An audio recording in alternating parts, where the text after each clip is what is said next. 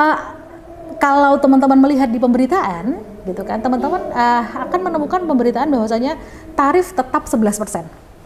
Menemukan yang seperti itu ya, menemukan 11%. Tapi sejatinya tidak, teman-teman. Sejatinya tidak. Jadi pemerintah tetap taat pada undang-undang, yakni tarif 12% untuk semua livering barang, jasa, impor dan lain sebagainya.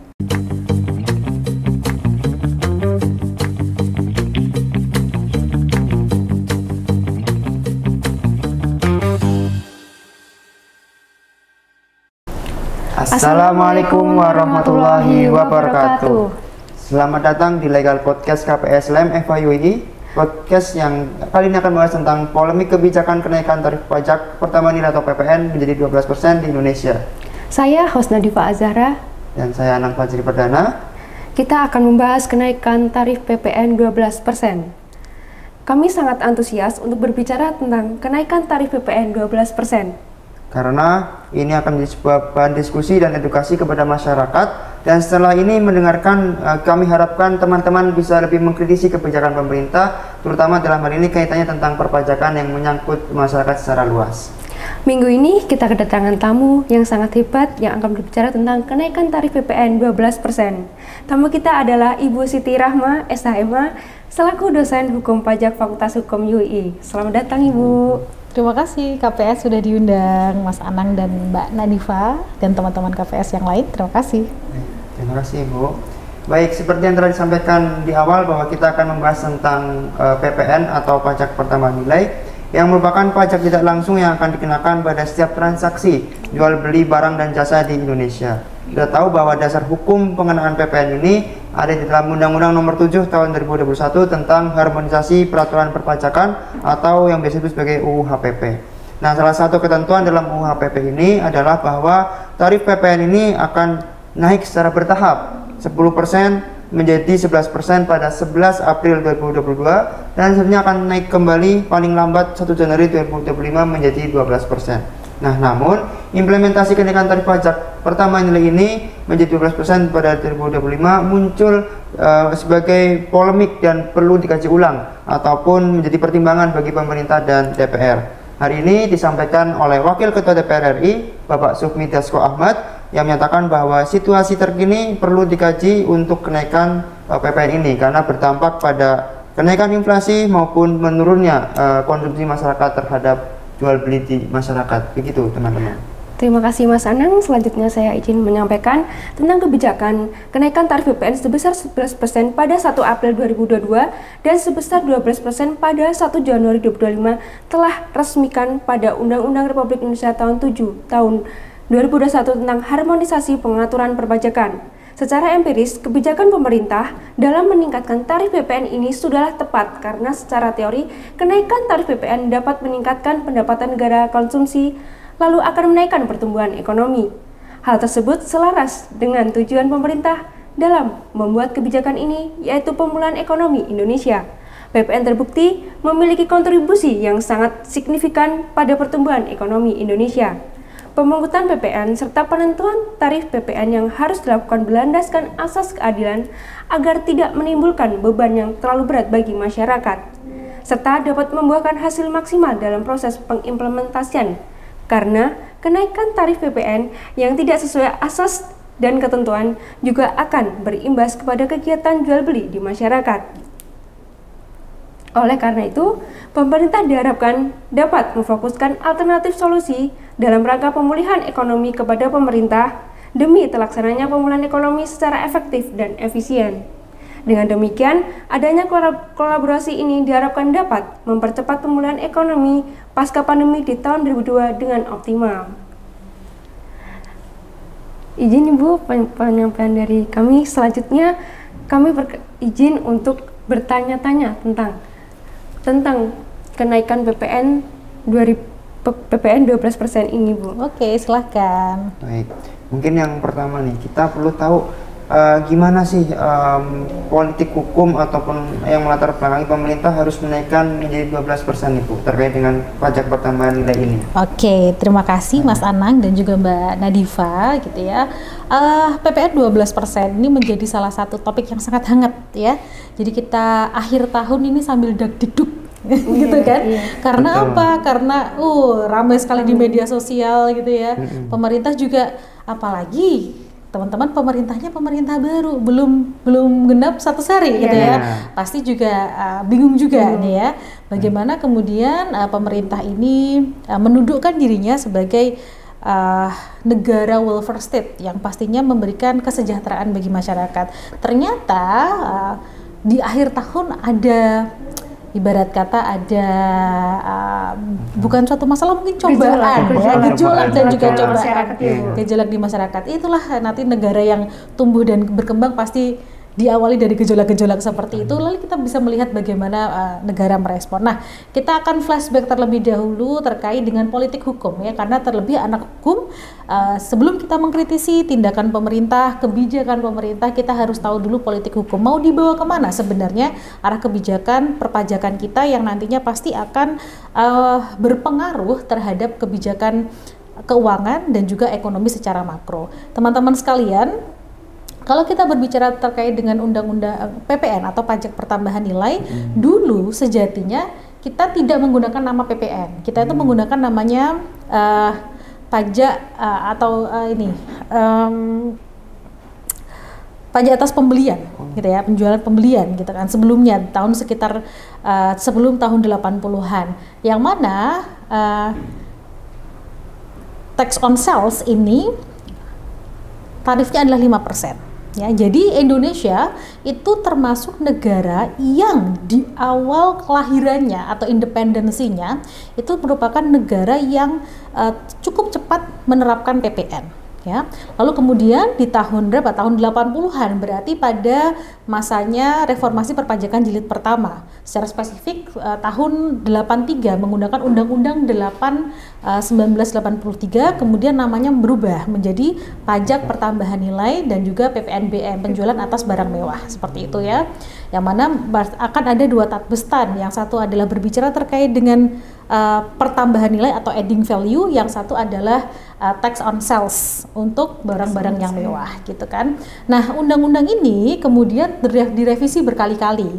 Terakhirnya dengan Cipta Kerja, which is adalah 6/2023 gitu ya.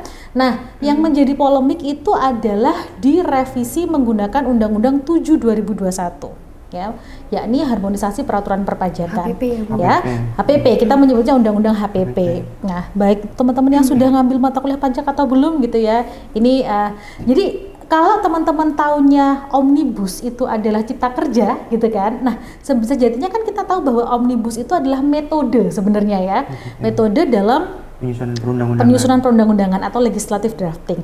Nah, HPP itu adalah salah satu undang-undang omnibus perpajakan. Ya, jadi omnibus kita di Indonesia itu nggak cuma Cipta Kerja, tapi HPP juga, gitu ya. Di mana HPP ini merevisi beberapa undang-undang perpajakan menjadi satu undang-undang menggunakan metode omnibus. Salah satunya adalah Undang-Undang PPN. Nah, kalau kita lihat dulu berarti kan tahun 2021 ya, 2021 itu berarti kita post COVID. Ya, COVID tinggal dikit lah ya. Nah, di mana budget spending negara itu didiskresi semuanya. Yang awalnya dialokasikan untuk aktivitas-aktivitas yang sudah diatur dalam Undang-Undang APBN, kemudian harus direalokasi untuk percepatan penanganan COVID gitu kan. Secara perekonomian juga kita mengalami penurunan sehingga harus dilakukan recovery gitu ya, ibarat kata. Nah, salah satu bentuk recovery-nya adalah dengan pasti kita sebut sebagai namanya intensifikasi dan ekstensifikasi perpajakan ya. Intensifikasi itu berarti dengan potensi-potensi pajak yang sudah ada kemudian melakukan optimalisasi gitu ya. Misalkan kita punya tax gap-nya, atau misalkan masyarakat yang harusnya menjadi wajib pajak tetapi belum membayar pajak, itu kemudian ditingkatkan ketaatannya. Itu bisa dalam bentuk intensifikasi. Ekstensifikasi bisa dalam bentuk kemudian menambah pajak-pajak baru gitu ya, atau kemudian merubah tarif dan lain sebagainya. Nah, ini menjadi salah satu aktivitas di sini. Kalau kita melihat secara politik hukum teman-teman sekalian, Undang-Undang 7 2021 itu dia fast track hitungannya ya, karena kalau teman-teman masih ingat berbicara terkait dengan omnibus, pasti gandengannya adalah fast track legislation gitu kan. Cepat, nah, ya. sangat cepat. Dia diajukan oleh pemerintah itu 5 Mei 2021 dan sudah rapat paripurna itu sekitar 8 Oktober. Jadi Pak, Mei, Juni, Juli, Agustus, September, Oktober. Sekitar 5-4 ya. Jadi cukup cepat karena harus recovery, dan salah satu instrumen yang bisa digunakan untuk kecepatan recovery itu adalah instrumen perpajakan, gitu ya. Terlebih kita ketahui bahwasanya yang mendominasi pendapatan negara itu adalah pajak. Lebih dari 80% pendapatan negara kita itu dari pajak, gitu ya. Dan undang-undang ini diajukan, RUU-nya atau draftnya, bill-nya itu diajukan oleh pemerintah. Gitu ya, diajukan oleh pemerintah. Long story short, ada beberapa alasan gitu ya. Alasannya nggak cuma 1-2. Kalau kita berbicara ekstensifikasi, mengapa kok memilih PPN dibandingkan pajak yang lain? Walaupun kita melihat ada upaya menambah jenis pajak, tapi juga belum sukses. Misalkan menambah pajak karbon, tapi belum sukses. Sehingga yang kemudian dikuatkan itu adalah PPN. Ada beberapa alasan. Pertama, PPN ini cenderung non-distorsi. Jadi non-distorsi itu maksudnya adalah dia tidak akan kemudian ada kesusahan atau apa ya, polemik dalam melakukan pemungutan gitu kan, karena dia adalah pajak tidak langsung tadi ya, dalam setiap aktivitas penjualan ataupun penyerahan jasa gitu kan. Dan kemudian pasti evasion dari pembeli itu kan juga akan susah gitu kan. Kalau in case kamu akan membeli ya kamu harus membayar, kan seperti itu. Jadi yang paling mudah. Nah, di sisi lain ada beberapa alasan-alasan kenapa dipilih PPN untuk segera dinaikkan di masa itu. Selain peningkatan pemulihan ekonomi pasca Covid, yakni kondisi di mana Indonesia ini kecenderungannya, karena Indonesia tuh kita sudah masuk G20 loh. Hitungannya kan ekonomi kita tuh kuat secara global ya, G20. Jadi negara-negara state party di G20. Tarif PPN kita di masa itu 10%, berarti dari 80-an sampai ke 2020-an gitu ya, itu stay di 10%. Berapa lama tuh kira-kira? Antara tahun 40 tahunan ya, cukup lama gitu kan, cukup lama gitu kan. Sedangkan tarif kita itu far below standar dari beberapa organisasi internasional, misalkan BRICS yang sekarang kita sudah legal sebagai anggotanya gitu kan. Kemudian OECD rata-rata di 17 sampai dengan 19%. Itu alasan selanjutnya gitu ya, teman-teman.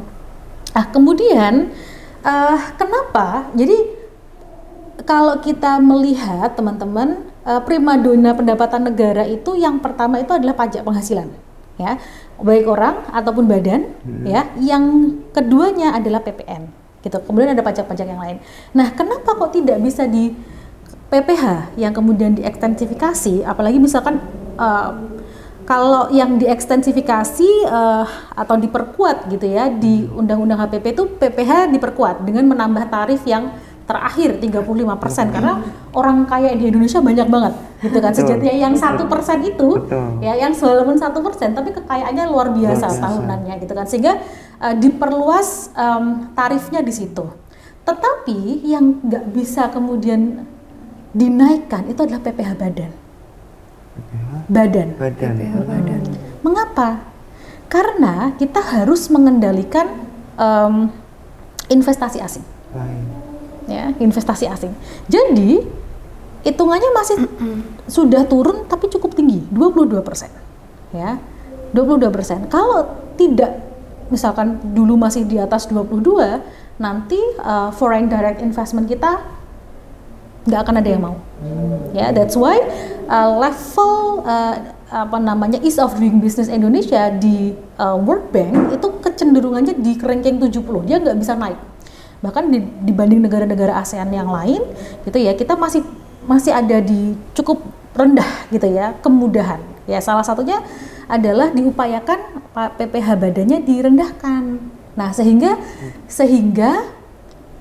untuk mempermudah investasi, sehingga yang masih punya peluang di masa itu adalah PPN. Ya, yang masih punya peluang adalah PPN. Ya, karena ya kembali lagi, pasar ketika kemudian sudah di-set ada PPN, evasionnya akan sulit, ya, non distorsi tadi. Kira-kira seperti itu teman-teman sekalian untuk membicarakan background, ya, mengawali itu sepanjang sekali nanti. Oke, silakan dilanjutkan. Terkait latar belakang ya Mas, pasti kan ada urgensi.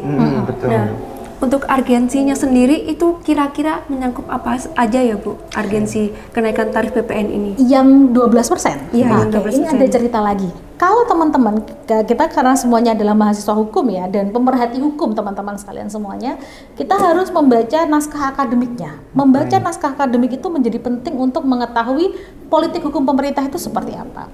Teman-teman, ya, di awal naskah akademik sejatinya gagasannya itu adalah dari 10 langsung ke 12. Ya, dari 10 langsung ke 12. Pastinya akan ada guncangan yang luar biasa dong kalau naiknya langsung 2, gitu kan.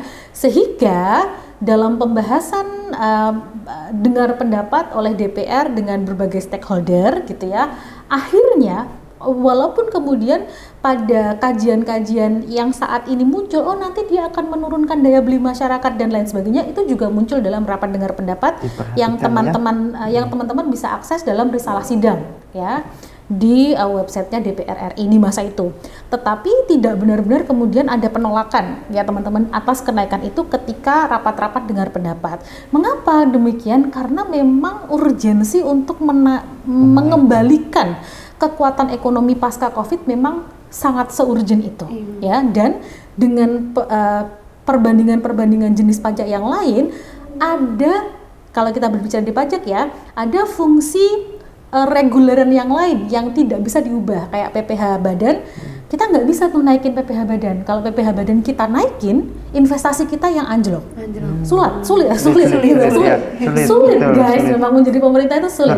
Tetapi sebagai anak hukum harus tetap melihat. Gitu ya, melihat, memberikan kritisi dan juga memberikan masukan. Seperti itu. Jadi, nah, sehingga kemudian dalam pengesahan Undang-Undang 7 2021, Undang-Undang HPP, muncul frasanya di pasal 7 adalah ada 2 poin dengan A dan B. 1 April 2002 11% dan paling lambat. Jadi politik hukum di Undang-Undang HPP itu sebenarnya memberikan porsi kebijakan publik pemerintah untuk dari dimulainya 1 April itu sampai maksimal 1 Agustus bisa kapanpun dinaikkan ke 12%. Yang pada akhirnya tidak ada kenaikan di antara itu, gitu kan teman-teman sekalian. Baru kemudian, nah ini muncul gejolak, tetapi gejolak itu memang tidak bisa dihindari. Dan kenaikan itu juga tidak bisa dihindari. Mengapa demikian? Karena amanahnya sudah langsung dari undang-undang, ya. Which is, kalau kita berbicara teori ya teman-teman, undang-undang itu kan dimunculkan dalam proses legislasi, dan proses legislasi itu kan mencerminkan aspek demokrasi, gitu ya. No taxation without representation, sehingga sejatinya legal. Ya, kalau bicara pahit-pahitan legal nggak legal, very legal, karena menggunakan track yang sudah seharusnya dan sudah mengikuti asas. Nah, cuman pastinya nanti kan ada muncul banyak permintaan nih dari warga masyarakat, gitu kan. Wah, dengan kondisi seperti ini, masyarakatnya sedang seperti ini dan seperti itu, gitu. Nanti akan ada penurunan daya beli. Itu memang kemudian dalam studinya memang terjadi. Tetapi teman-teman sekalian, sejatinya pasal 7 itu sebenarnya membuka banyak sekali peluang diskresi, gitu ya.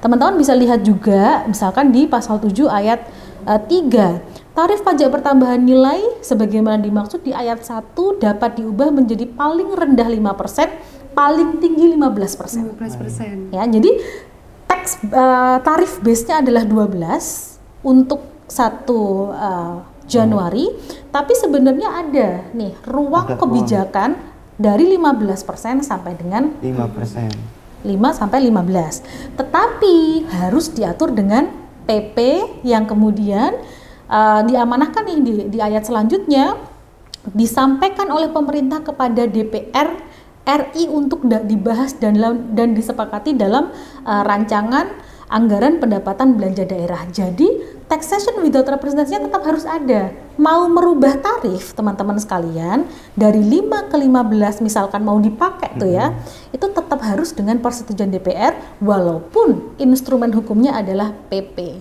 ya. Tapi akan menjadi pertanyaan, sampai sekarang apakah ada PP yang keluar? Belum ada. Tetapi yang keluar adalah peraturan Menteri Keuangan. Itu juga sebagai bagian dari diskresi pemerintahan yang nanti kita bisa diskusikan lebih lanjut. Baik Ibu, menarik tadi kita mendengar urgensi dan juga latar belakang politik hukumnya. Tentu kita ingin mengetahui sebagai mahasiswa hukum itu gimana sih aspek legalitas dari Undang-Undang KPP ini dan apakah ini menganut asas keadilan Ibu? Karena tadi Ibu kan menjelaskan bahwa undang-undang ini fast track registration. Apakah udah memenuhi meaningful participation atau belum Ibu? Ya, terima kasih. Nah ini agak berat ya kalau jawab pertanyaan adalah meaningful participation. Nah pada akhirnya meaningful participation itu sendiri kan munculnya setelah ada jurisprudensi ya, ketika Cipta Kerja gitu kan. Sedangkan undang-undang ini kan sudah diterbitkannya tahun 2021. Nah, apakah kemudian didengar para pihak dalam rapat dengar pendapat ataupun pengayaan materi muatan yang lain? Kalau kita lihat teman-teman sekalian, sejatinya sudah itu relatif. Ya sejatinya sudah itu relatif. Betul kan? Sudah atau tidak atau belum itu relatif. Kalau teman-teman lihat di dokumentasinya di websitenya DPR RI, dalam periode 28 Juni sampai dengan 20 September itu sudah ada berbagai rapat pembicaraan tingkat 1 RDPU. Jadi rapat dengar pendapat dengan berbagai stakeholder itu sudah ada. Misalkan RDPU yang paling dilakukan itu pertama dengan pakar. Jelas pakar-pakar ekonomi, pakar-pakar hukum dan juga perpajakan. Itu. Kemudian adalah dengan tax center. Jadi universitas-universitas itu punya yang namanya tax center. Ya, tax center itu dihadirkan misalkan di beberapa universitas, misalkan di UI, tax centernya UGM dan beberapa tax center di perguruan tinggi yang lain. Kemudian ada Kadin, kemudian lebih ke berbagai Aprindo, HIPMI, jadi lebih ke arah pelaku bisnis ya teman-teman ya, lebih ke arah pelaku bisnis. Bagaimana kemudian, karena pembebanan utamanya nanti ketika tarif itu dinaikkan adalah ke pengusaha ya, ada yang namanya pajak masukan dan pajak keluaran. Kita sebagai end user atau konsumen akhir kan kita hanya bayar gitu kan, kita kan cuma bayar, kita tidak melakukan administrasi perpajakan apapun. Yang menjadi berat kewajiban perpajakannya adalah di PKP, pengusaha kena pajak, gitu kan? Karena mereka yang akan kemudian memungut, ya, membayar dan juga membayarkan pajak masukan, pajak keluaran, menghitung, melaporkan, mengeluarkan faktur dan lain sebagainya, ya, sehingga didengar dulu dari mereka. Nah, memang kemudian kalau kita melihat di sini pengayaan kepada warga masyarakat secara umum gitu ya, itu kan memang tidak banyak dilakukan. Tetapi kembali lagi meaningful participation, ketika di sini waktu itu belum ada putusan Mahkamah Konstitusi gitu ya. Apakah kemudian beberapa stakeholder sudah dilibatkan dalam RDPU? Jawabannya adalah sudah sejatinya, gitu teman-teman.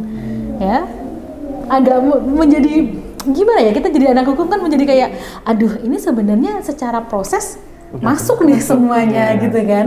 Masuk nih semuanya, gitu. Secara legal juga legal. Legal. Nah, apakah ini memenuhi aspek keadilan masyarakat? Kalau keadilan dalam konteks keadilan apa dulu? Kalau kita berbicara keadilan, misalkan salah satu asas atau maxims di bidang perpajakan terkait dengan equality itu kan sebenarnya berbicara bahwasanya atas pajak yang sama dikenakan pembebanan yang sama. Gitu kan? Nah, That's why kita menggunakan tarif yang sifatnya proporsional 12%, kecuali diatur lain, lebih ke arah entah kemudian pada arah-arah fungsi reguleran yang lain, gitu kan. Kalau kita memandang asas keadilan dari sudut pandang itu, sebenarnya dengan menggunakan tarif proporsional, proporsionalitas itu tuh memberikan aspek keadilan, ya, karena hutang pajak atau beban perpajakan itu diberikan tergantung pada DPP-nya atau tax base-nya, tergantung dari kalian belinya berapa harganya, gitu kan.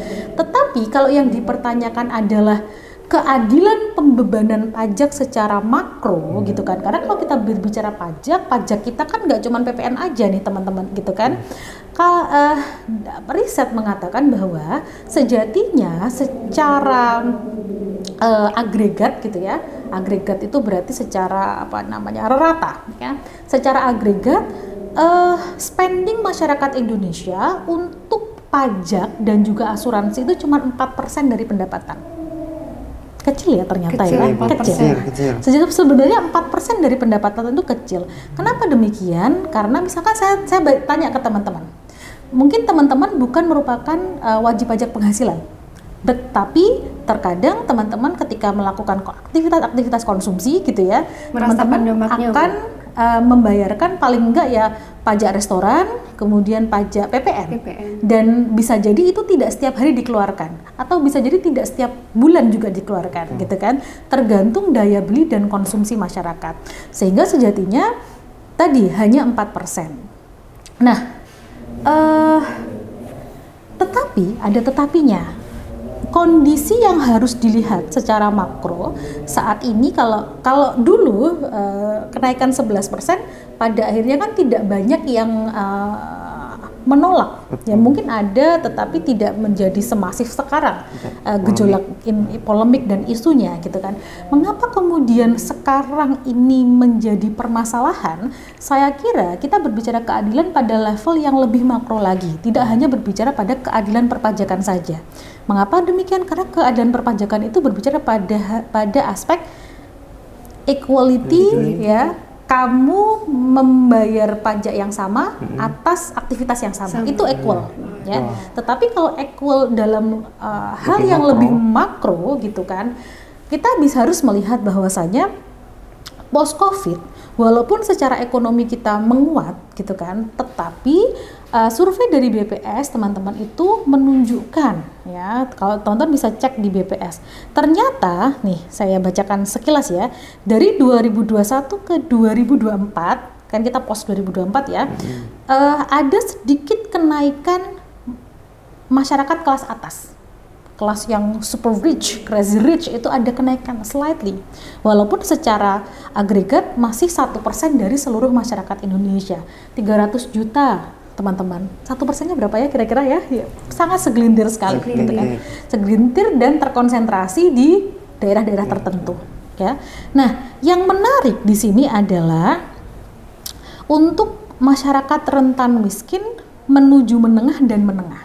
Masyarakat menengah itu antara 2001 dan 2024 itu mengalami penurunan. Berkurang. Berarti mereka lari kemana? Mereka lari menurun. Cacahnya menurun. Dari 57,33% menurun menjadi 47,8. Itu hampir 10%. Ada penurunan dari antara 19 ke 2024. Berarti antara 5 tahun. Mereka lari kemana? Mereka pasti lari ke menengah, menuju menengah, ke masyarakat menengah. Tapi teman-teman, ketika kita berbicara pada pandangan yang lebih makro, jelas ini tidak hanya disebabkan terkait dengan kenaikan pajak, ya. Itu satu dari berbagai faktor, ya pastinya. Misalkan ada persaingan market internasional, gitu kan, kemudian ada diganti AI. Atau kemudian dan lain sebagainya, gitu kan. Nah, ini yang kiranya kemudian harus dipertimbangkan lagi oleh pemerintah, gitu kan. Tingkat pemutusan hubungan kerjanya juga cukup tinggi di Indonesia. Teman-teman bisa melihat sekarang berbagai perusahaan sedang mem-PHK secara besar-besaran ya teman-teman ya. Ada beberapa perusahaan yang juga kemudian bangkrut ya, pilot gitu kan, itu berarti konsekuensinya kan PHK gitu kan. Nah, ini yang kemudian diharapkan ya, pemerintah bisa mengcapture kondisi ini untuk kemudian diformulasikan dalam kebijakan perpajakan. Mengapa? Karena ketika faktor sosial yang terjadi saat ini tidak direspon gitu teman-teman, pada akhirnya masyarakat tadi seperti teman-teman bilang, daya belinya menurun tetapi pajaknya naik. Beban pajak memang secara gradually naik. Secara gradually beban pajak itu naik. Tetapi kalau kita berbicara kebijakan pemerintah, kan kita harus mengkaji dalam beberapa sudut pandang gitu ya. Ada filosofis, sosiologis, dan juga yuridis. Ini kan masalahnya di sosiologis kan teman-teman ya. Masalahnya ada di sosiologis. Ya, sehingga wah banyak sekali gejolak gitu kan, banyak sekali gejolak. Sepertinya pembahasan kita udah sampai pada intinya ya Mas. Makin memanas ya Bu ya. Makin memanas segera direspon oleh masyarakat. Terkait karena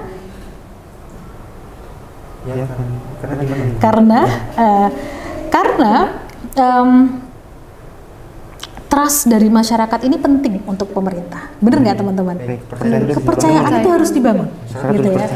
Pemerintah dari pemerintah, dan pemerintah harus membuat kebijakan publik yang memberikan rasa keadilan, ya, mensejahterakan untuk semuanya. Mengapa kemudian gejolak itu tumbuh? Kalau teman-teman pelajari gitu kan, khususnya entah secara umum di bidang administrasi ataupun keuangan negara gitu kan, kiranya masyarakat itu ada beberapa konsentrasi masyarakat. Yang pertama, mereka sudah membayar pajak yang tinggi, 80% dari pendapatan negara kita itu dari perpajakan, tetapi layanan publiknya belum maksimal. Iya, Bu. Belum merata ya Bu. Feedbacknya belum merata ya. Nah, kemudian masalahnya selanjutnya adalah ternyata tindakan-tindakan yang masuk pada suatu tindakan pemerintah yang kita sebut sebagai tindakan yang ondol matah atau tindakan yang kurang bermanfaat, ya itu banyak gitu ya teman-teman ya, banyak gitu kan. Ada spending pemerintah khususnya nih, ya saya tidak mengatakan bahwa seluruhnya tidak bermanfaat ya, pasti ada aspek manfaatnya, tapi kok kiranya harusnya terkonsentrasi ke aspek yang lain dulu misalnya ya. Ya ini adalah ada beberapa hal. Pertama adalah IKN.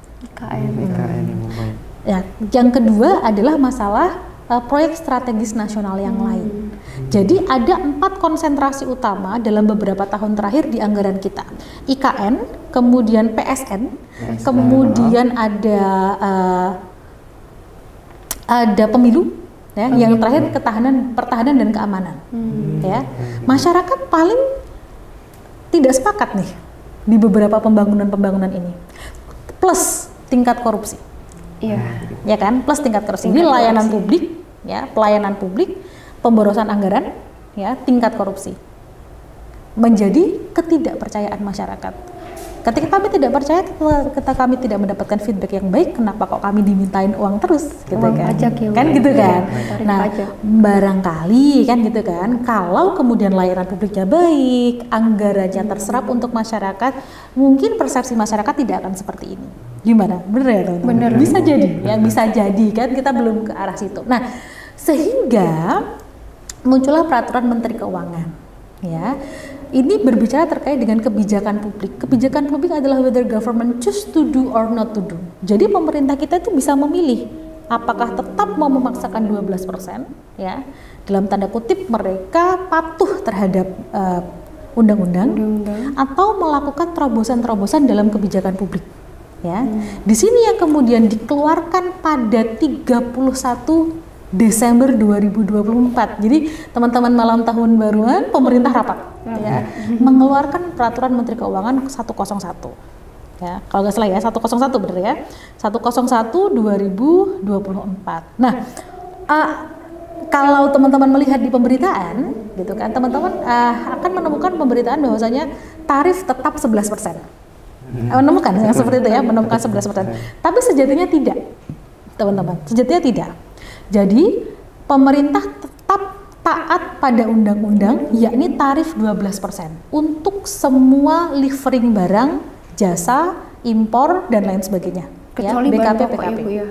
Kayak Ya, ada sembako itu kayak Itu sembako. adalah negative list. Jadi beda teman-teman. baik. Jadi negative list itu adalah barang dan jasa yang tidak dipungut. Baik. Ya, ingat prinsipnya adalah semua penyerahan barang dan jasa itu kena pajak yang dikecualikan, kecuali yang dinegatif listkan. Dinegatif listkan itu bisa kemudian diatur langsung dalam undang-undang atau diatur dalam PP. Ya, salah satunya adalah bahan pokok. Ya, bahan pokok. Kecuali itu, apa saja kah itu harus ditelaah, PP-nya pasti banyak. Jadi nggak bisa disebut satu-satu juga. Nah, dan juga kecuali objek-objek penyerahan yang sudah menjadi objek pajak daerah. Ya, kayak misalnya pajak restoran. Restoran itu kan tidak naik 11%, restoran tetap di 10%. Jadi dia menjadi pajak barang dan jasa tertentu di daerah. Nah, kembali ke PMK 131. PMK 131 itu sejatinya tarifnya tetap 12. Tetap 12. Ya, jadi PMK 131 itu sebenarnya ada beberapa pengkategorisasian tatbestat atau aktivitas yang menimbulkan hutang pajak gitu ya. Pertama dulu di ayat 2 teman-teman. Di ayat 2 itu adalah kaitannya dengan barang mewah. Ya, tetap barang mewah itu tetap 12%. Sedangkan kalau kita pasti akan ada muncul pertanyaan, barang mewah itu yang apa? Gitu kan teman-teman. Kalau kita merujuk pada PMK 141/2021 junto PMK 42/2022 itu ada pada kategori-kategori kendaraan bermotor, teman-teman. Saya bacakan ya. Kendaraan bermotor angkutan sampai dengan 15 orang, bis. Ya, misalkan bis. Kendaraan bermotor kabin ganda. Ya, misalkan mobil-mobil double deck ya atau 4x4 itu yang biasa dipakai di beberapa pertambangan gitu ya. Mobil gold bagi golf itu. Kemudian kendaraan khusus di atas salju, kendaraan bermotor roda 2 atau 3 dengan mesin dengan kapasitas di atas 250 cc. Kemudian camper van. Camper van, tahu ya camper van yang untuk apa namanya? Kemah, mobil yang untuk kemah. Kemudian kendaraan bermotor dengan kapasitas isi silinder lebih dari 4000 cc. Itu untuk kategori kendaraan bermotor. Dan ada selain kendaraan bermotor diatur dalam PMK 96/2021 junto PMK 15/2023 ya. Hunian ya yang lebih dari 30 miliar. Pasti ada di lokasi-lokasi tertentu gitu kan.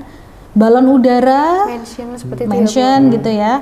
Pesawat udara lainnya tanpa tenaga penggerak, peluru ya alutsista di sini masuk juga, peluru, senapan angin, helikopter, pesawat udara, kendaraan udara lainnya, senjata, revolver, pistol, senjata api. Jadi alutsista masuk di sini, kapal persiar, yacht, ya, ferry dan itu masuk pada selain kendaraan bermotor. Namun ya kalau kita melihat di PP ada PP 44/2022 tentang barang mewah ya, PPN, PPNBM, peraturan teknis. Tidak diatur secara spesifik teman-teman di situ kategori-kategori barang yang masuk pada kategori barang mewah. Kiranya ini bisa membuka peluang ke depan untuk bisa mendefine barang mewah itu barang yang seperti apa. Karena kan kita ada kebutuhan lain, kebutuhan peningkatan pendapatan negara. Kalau PPN-nya mau distabilkan ya tanpa naik ke 12% misalkan atau tanpa naik lagi, berarti negara kan harus memberikan legalitas, teman-teman.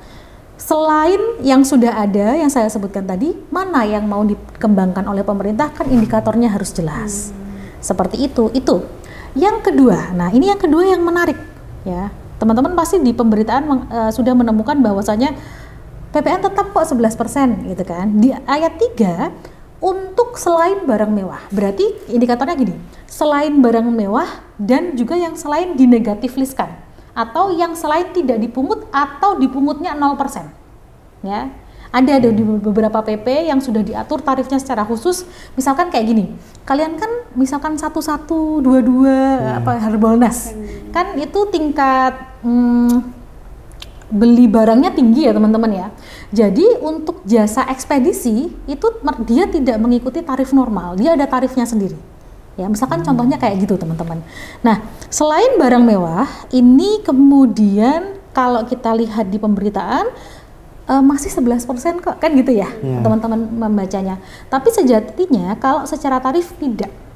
Secara tarif itu tetap 12%. Tetapi ada tapinya. Pemerintah itu melakukan dalam tanda kutip manipulasi dalam pada DPP-nya, ya dasar pengenaan pajak atau tax base-nya. Jadi tarifnya menjadi gini, 12% dikali 11 per 12 dikalikan harga barang, harga penyerahan atau harga impor. Yang pada akhirnya jatuhnya akan tetap 11%. Ya. Nah, inilah kemudian upaya pemerintah untuk memberikan rasa keadilan. Teman-teman sekalian, ya pada akhirnya meskipun kita bisa mengkritik pemerintah, kalau pemerintah sudah memberikan dalam tanda kutip kebijakan, kita juga harus mengapresiasi gitu ya, walaupun di akhir tahun banget gitu kan, di akhir tahun banget gitu kan. Kado tahun baru ya? Kado tahun baru gitu kan, tapi kado tahun barunya pasti masih ada PR gitu kan. Yang mana itu menjadi tetap 12, tapi kemudian ada DPP lain atau tax base yang lain, yakni pengalian tadi 11 per 12 ya. Itu buat kita end user, konsumen santai, kita tinggal bayar. Nah, tetapi bagi PKP, pengusaha kena pajak, bingung mereka, ini gimana nih cara ngitungnya gitu kan. Pasti setiap kebijakan itu akan memberikan dampak ya teman-teman ya. Secara makro let's say, oh alhamdulillah nih nggak jadi semuanya 12%.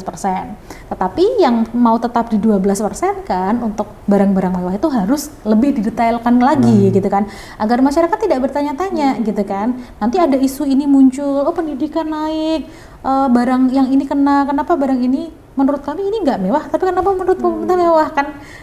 Konteks legalitas atau kepastian itu harus dimunculkan di situ gitu kan. Tetapi tadi menyisakan pula gitu ya PR bagi pemerintah juga dengan perubahan cara penghitungan, berarti nanti pengusaha kena pajaknya akan mendapatkan beban kewajiban tambahan untuk dalam menghitung faktur.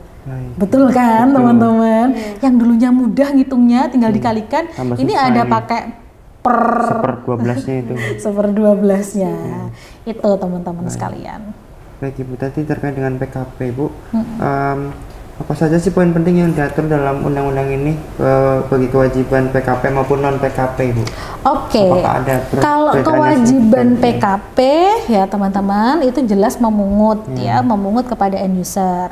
Kemudian membayarkan ya pajak masukan, pajak keluaran, kemudian mengeluarkan faktur pajak, kemudian mengeluarkan faktur pajak dan melaporkan kepada negara, membayarkan dan juga melaporkan kepada negara pada SPT tahunan. Itu secara PKP itu sama saja, jadi tidak ada kemudian perubahan kewajiban yang signifikan. Sama sebenarnya kewajiban-kewajibannya yang diatur di Undang-Undang Ketentuan Umum dan Tata Cara Perpajakan, teman-teman sekalian. Cuman memang di sini pemerintah pasti akan memberikan ruang gitu ya untuk para PKP menyesuaikan tarif ya dalam faktur pajaknya. Gitu itu pasti akan diberikan karena kan dari tanggal 31 ke tanggal 1 pasti sudah ada transaksi gitu kan teman-teman ya. Itu pasti diberikan kelonggaran-kelonggaran kepada pemerintah. Contohnya ini teman-teman. Contohnya gini. Yang di barang-barang mewah gitu ya. Pada barang mewah itu ada dua, untuk penyerahan pada konsumen akhir, langsung ke konsumen akhir itu ada dua skema. Di tanggal 1 Januari sampai tanggal 31 Januari itu kemudian masih dikenakan tarif antara dulu. Sebentar, tarif antaranya itu adalah 12 kali 11 per 12 kali harga. Jadi untuk satu bulan awal itu masih dikenakan tarif dengan variabel yang tadi. Tetapi nanti di 1 Februari, 1 bulannya lagi, baru untuk barang mewah itu baru pure kena 12%. Jadi sejatinya secara general kewajibannya sama gitu kan, tetapi pasti akan diberikan waktu juga untuk beradaptasi, karena kita sistem perpajakannya baru juga, kita pakai Cortex, pasti ada waktu-waktu untuk melakukan adaptasi. Dan pada barang-barang yang sudah terlanjur dipungut 12%, nanti negara pasti akan mengembalikan kembali gitu ya kepada kepada PKP-nya gitu. Izin menyinggung terkait tadi legalitas tentang barang mewah apa saja ya Bu? Berarti ada pentingnya sosialisasi dan edukasi kepada masyarakat terkait kewajiban hukum ini ya Bu? Kewajiban yang mana? Karena kan yang berbicara kewajiban hukum, yang memiliki kewajiban hukum untuk tadi mengeluarkan faktur dan lain sebagainya, itu adalah pengusaha kena pajak. Kalau kita sebagai masyarakat, sebagai end user, ya kan kita tinggal menerima invoice dari perusahaan atau dari pedagang atau pelaku usahanya, gitu ya. Yang pasti yang harus segera disosialisasikan itu adalah pada para pelaku usaha yang mereka melakukan penjualan atau penyerahan jasa ataupun barang yang termasuk pada tadi ya kendaraan bermotor atau selain kendaraan bermotor yang masuk pada pasal 2 gitu ya, PMK 131 sebagai barang mewah gitu ya. Itu lebih kepada PKP-nya. Pengusaha tadi ya Bu? Iya, pengusaha-pengusaha tadi yang punya kewajiban itu pengusaha-pengusaha. Bebannya ke kita gitu. Kalau untuk non PKP saya rasa tidak ada konsekuensi yang cukup memberatkan, karena untuk pengusaha yang non PKP berarti kan dia tidak memungut faktur pajak. Gitu. Baik Ibu, setelah kita menanggapi berbagai macam polemik, mungkin tiba akhirnya di pertanyaan terakhir. Boleh. Bagaimana sih harapan Ibu terhadap dengan perkembangan implementasi kebijakan perpajakan di Indonesia, baik yang sekarang maupun kedepannya, supaya tercipta perpajakan yang equal gitu? Oke, harapan-harapan ke depan. Secara umum harapan ke depan itu adalah ketika bahwasanya pemerintah ketika membuat kebijakan perpajakan itu mengkombinasikan antara dolmatah dan juga rahmatah, manfaat dan juga aspek hukumnya gitu kan. Kalau aspek hukum kiranya semua aturan-aturan perpajakan itu sudah taat hukum, tetapi pertimbangan dalam membuat kebijakan, membuat peraturan perundang-undangan itu harus juga kemudian kuat untuk dikaji oleh pemerintah sebelum pemerintah mengeluarkan kebijakan, kan seperti itu ya. Terlebih sekarang juga kondisinya seperti ini, sosial ekonomi juga seperti ini, yang tetapi teman-teman sekalian, ketika saya menundukkan diri saya sebagai pemerintah gitu ya, pemerintah juga punya tantangan di mana kebutuhan budget spendingnya itu besar, semakin besar. Pemerintah harus, jadi teman-teman ada mandatory spending dalam keuangan negara kita, yakni pembayaran hutang ya, dan mandatory spending lain yang diatur oleh undang-undang atau karena jurisprudensi. Misalkan contohnya 20% untuk pendidikan, sekian persen untuk kesehatan dan lain sebagainya. Nah, itu dikunci teman-teman di situ, sehingga sisa dana yang bisa dikeluarkan oleh pemerintah itu pasti akan berkurang setiap tahun. Sebenarnya kan seperti itu kan. Jadi ada dana yang harus dikunci untuk dikeluarkan untuk pembayaran hutang dan mandatory spending yang lain, sehingga ruang pemerintah untuk melakukan kebijakan fiskal itu menjadi terbatas karena uangnya juga terbatas kan gitu kan. Sedangkan kebutuhan masyarakat dalam konteks menjalankan welfare state tadi sangat luar biasa besar kan, seperti itu. Nah, selain juga memperbaiki etika berbirokrasi, itu yang pasti paling penting ya. Etika berbirokrasi, non KKN, yang paling kalau nggak non KKN kita kayaknya sudah jadi negara maju teman-teman ya. Nah, itu pasti dari sudut pandang pemerintah masih ingin melakukan ekstensifikasi, pasti gitu ya. Tetapi kiranya gagasan yang bisa saya berikan adalah ekstensifikasi perpajakan ini juga pada jenis-jenis perpajakan yang ditujukan untuk fungsi-fungsi reguleran tertentu. Misalkan saya kasih contoh seperti ini. Ekstensifikasinya ke cukai saja. Misalkan khususnya adalah sugar tax gitu ya, di mana tingkat diabetes Indonesia itu tinggi. walaupun tidak setinggi misalkan Amerika Serikat, tapi ya cukup insulin resistennya anak muda zaman sekarang itu kan tinggi. Betul. Minum boba, terus kan kayak gitu kan. Nah, yang manis-manis. Manis-manis gitu kan. Ada anak-anak bayi minum misalkan susu kotak sehari berapa. Nah, bisa kemudian cukai itu diberikan ke situ, ya, sehingga ada jadi tidak hanya berorientasi pada pendapatan, tetapi berorientasi pada mengarahkan pola perilaku masyarakat yang lain. Misalkan seperti itu contohnya, ya. Atau kemudian segera menerbitkan misalkan di PPN ya, PPN untuk barang-barang yang mengandung karbon, karena pajak karbon kan belum efektif gitu kan. Misalkan PPN-nya pada barang-barang yang mengandung karbon atau karbon footprint-nya tinggi, itu dipajaki dengan alasan, kan pasti ada alasannya. Gitu kan, tidak hanya kemudian konteksnya negara butuh duit, no, tetapi harus ada alasan. Misalkan kalian membeli AC, nanti PPN plus carbon tax. Kita semua butuh AC. Tapi kita tahu konsekuensi kita beli AC itu adalah menambah emisi. Bisa jadi loh teman-teman, ketika kebijakan publiknya ke arah situ, penerimaan masyarakatnya bisa jauh lebih bisa diterima, gitu kan? Karena alasannya itu, tetapi harus di samping itu layanan publiknya juga harus lebih baik, ya, harus diperkuat. Di samping itu misalkan kita memajaki misalkan contohnya barang-barang dengan carbon footprint tinggi, di sisi lain harus clean energy teknologinya ditingkatkan. Ya, jadi berbicara pajak, keuangan negara, kebijakan itu tidak bisa berbicara parsial. Semuanya akan berhubungan antara satu kebijakan dengan kebijakan yang lain, seperti itu. Betul, seperti lingkaran. Untuk kesejahteraan. Untuk Indonesia. Baik. Terima kasih Bu atas penyampaian materi yang sangat bermanfaat. Izinkan saya untuk menyimpulkan pembicaraan yang hangat hari ini, Bu. Urgensi kenaikan tarif pajak pertambahan nilai sebagai upaya untuk peningkatan pertumbuhan perekonomian yang berkelanjutan dalam jangka panjang dan mendukung percepatan pemulihan perekonomian sebagai akibat dari pandemi COVID-19 berdasarkan asas kepentingan nasional yang akan dalam pelaksanaannya mengutamakan kepentingan bangsa, negara, dan masyarakat di atas kepentingan lainnya yang mampu membuat basis pajak yang kuat dan merata berdasarkan APBN yang sehat dan serta berkelanjutan.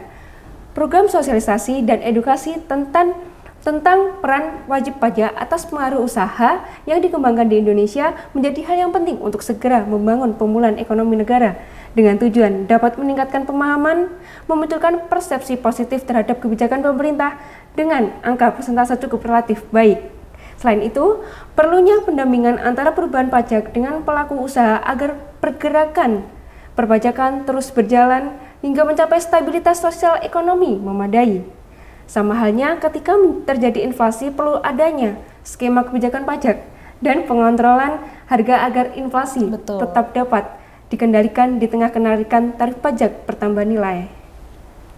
Baik, terima kasih kepada teman-teman yang telah mendengarkan serta Ibu narasumber kita yang sangat hebat dengan penyampaian yang sangat lugas, edukatif, dan tentu semoga apa yang disampaikan pada hari ini bisa bermanfaat bagi rekan-rekan untuk tetap mengontrol kebijakan pemerintah dan juga tentu tetap mengkritisi apa-apa yang jadi kebijakan pemerintah, terutama kita sebagai mahasiswa hukum. Atau saya tambahkan sedikit, barangkali ada yang mau menggugat undang-undang HPP, judicial review ke MK ya Bu. Judicial review ke MK ya. Barangkali bisa pasti siap menjadi pendamping ya Bu. Mari kita. Iya, barangkali bisa turun dari 5% Ibu. Baik, cukup sekian untuk podcast kali ini. Terima kasih yang telah mendengarkan. Wassalamualaikum warahmatullahi wabarakatuh. Sampai jumpa semuanya. Terima kasih. Terima kasih.